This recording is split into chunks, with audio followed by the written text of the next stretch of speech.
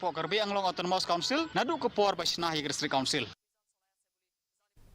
Members of the Northeastern Hill University Students' Union NEHUSU and Khasi Students' Union NEHU unit forcibly removed Registrar Colonel retired Omkar Singh from the university campus after he secretly entered and attended his office without prior notification.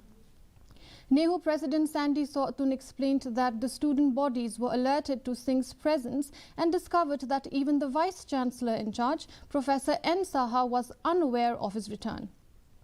Sawtun added that this was not the first time the registrar had visited the campus without prior notice.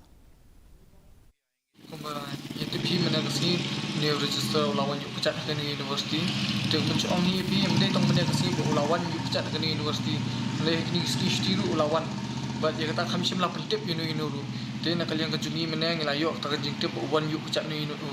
registrar ke universiti nak kalian kejungi mar nilai lom iki dekat dengan NEHUSU buat kumjuk ke KSU buat nilai wan ke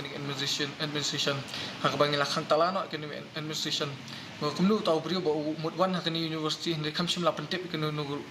jing pentip buat wan dia nak kalian kejungi anda beladap khang ni ke administration nilai lipat saga ke kota kejungu hak bang nilai EU bawa dong lum kita buat kumjuk kita file kita dokumen bawa dan kam